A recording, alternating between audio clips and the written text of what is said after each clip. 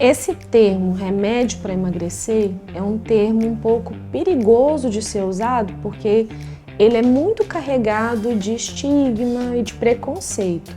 Quando a gente fala remédio para emagrecer, na verdade o que a gente quer falar é tratamento da obesidade, né? A obesidade, ela é uma doença, já tem cerca de 10 anos que ela é classificada como uma doença.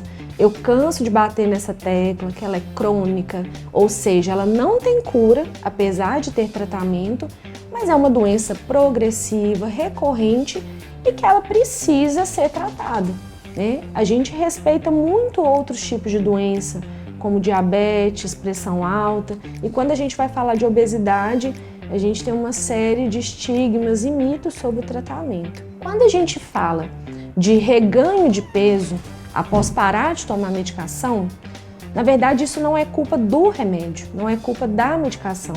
É porque, como eu falei, a doença é crônica e ela é progressiva, ela é recorrente. Quando você interrompe aquele tratamento, ele pode recorrer, a doença pode voltar com tudo. Aquelas alterações metabólicas, elas já aconteceram. Quando a gente rompe a barreira do IMC, né? A gente usa IMC como uma metodologia para a gente poder quantificar o índice de obesidade, é o índice de massa corporal. Se a gente passa esse IMC acima de 30, a gente já tem um diagnóstico de uma doença. E ao romper essa barreira, a gente já apresenta no corpo um monte de alterações metabólicas, um monte de alterações hormonais, o nosso apetite, ele muda, né? As nossas escolhas alimentares também podem começar a mudar, nosso gasto energético fica diferente.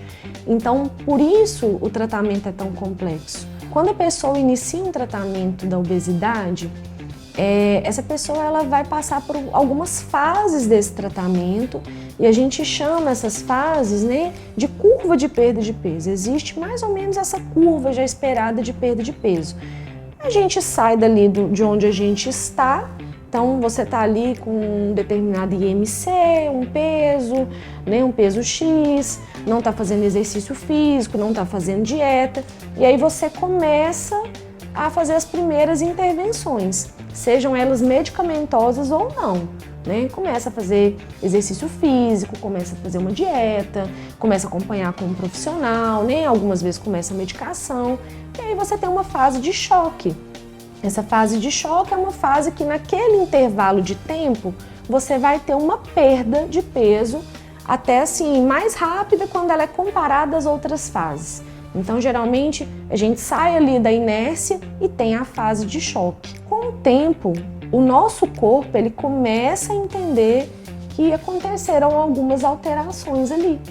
E aí, a gente passa dessa fase de choque, onde a perda de peso no intervalo de tempo, né, num curto intervalo de tempo, aquela perda de peso é maior, a gente passa daquela curva e vai entrando na fase de adaptação. A pessoa começa a ter mais fome, o gasto energético pode ir diminuindo, o metabolismo basal da pessoa começa a diminuir. Então, nossa fome vai aumentando, o gasto energético vai diminuindo, vai ficando mais difícil manter aquela curva inicial, né? Daquela primeira fase, que é a fase do choque. Então, a gente passa pelo choque, vai para a fase de adaptação. A perda de peso vai ficando mais agarrada, até chegar numa hora que isso entra numa fase de estagnação, que é a fase do platô, né? Que a gente fala muito desse platô, é uma fase de resistência. Você já está fazendo várias intervenções, mas parece que seu corpo já não responde, não sai do lugar. Isso também é esperado. E é uma fase que pode ser quebrada se a gente conseguir traçar novas estratégias para poder otimizar essa perda de peso, ou, né, muitas vezes eu até falo, olha, vamos tentar manter nessa fase do platô, porque manter no platô já é uma vitória, só de você não reganhar peso já é uma vitória. Vamos ficar um tempo aqui, porque talvez fazer outras intervenções nesse momento vai te custar até sua saúde mental, né? E tudo a gente avalia se é adequado, começar ou associar medicações, se é adequado mudar algum estímulo ou se a gente deixa a pessoa mais um tempo ali naquela fase do platô. É importante alinhar a expectativa nesse momento, porque no tratamento da obesidade, a pessoa que trata a obesidade, ela não tem que chegar no IMC e ser magra, né? É alinhar a expectativa com a pessoa que está ali perdendo peso, que ela já chegou num certo patamar de peso, que aquilo já foi suficiente para poder ajudar em várias outras coisas, né? Evitar várias outras doenças, e depois a gente traça outras perspectivas, outras estratégias. O que não pode é que muita gente nessa fase do platô abandona o tratamento, porque vai ficando muito difícil manter, né?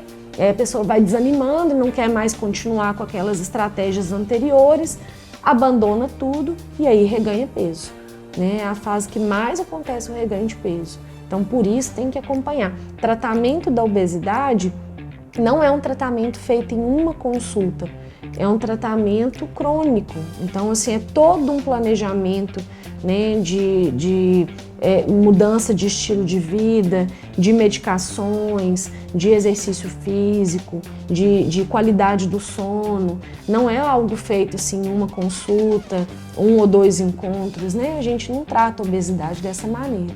Para mais dicas sobre emagrecimento, ganho de massa, tratamento da obesidade e melhora da sua qualidade de vida, siga o nosso canal.